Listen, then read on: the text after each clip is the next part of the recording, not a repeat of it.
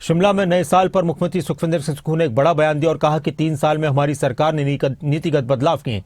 3 सालों में सरकार ने कई बड़े फैसले लिए हैं, बदलाव किए हैं। 2026 में सरकार की तरफ से लिए गए फैसलों का फायदा मिलेगा।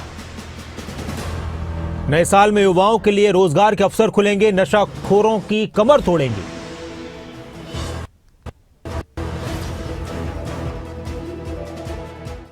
प्रदेश पर पिछली भारतीय जनता पार्टी की सरकार 76,000 करोड़ रुपए का कर्ज छोड़कर गई थी। 10,000 करोड़ रुपए की लायबिलिटीज 6th पे कमीशन की छोड़कर गई थी। इन सब चुनौतियों का सामना करने के बाद 2026 आत्मनिर्भर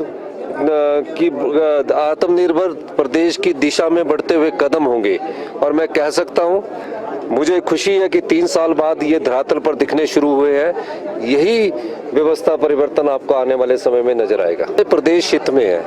राजनीतिक जीवन में जो आम लोगों को सुविधा देने वाले फैसलों में अगर कोई नियम अड़चन आती है, कोई कानून अड़चन आती है, तो मैं उसको बदलने में कोई कोताही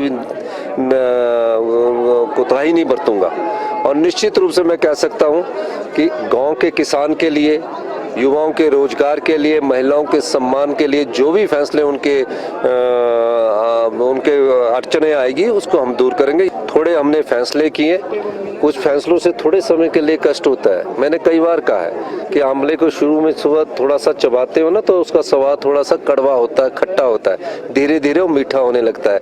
अब मीठा स्वाद जो है वो 2026 में मिलना शुरू हो जाएगा। अब आंवले के स्वाद नहीं मिलेगा क्योंकि 40 साल पुरानी व्यवस्था है, एक रूटीन व्यवस्था की एक रूटीन से चल रही थी, आपने देखा होगा और कई बार आपको भी कष्ट हुआ होगा। लेकिन अगर मैं वो फैसले नहीं लेता तो 3 साल बाद उसका असर नजर नहीं आता। आज असर नजर आने लगा है, लेकिन हमको नीतिगत बदलाव बहुत तेजी से करना होगा अगर हमने 2027 में आत्मनिर्भर बनना है।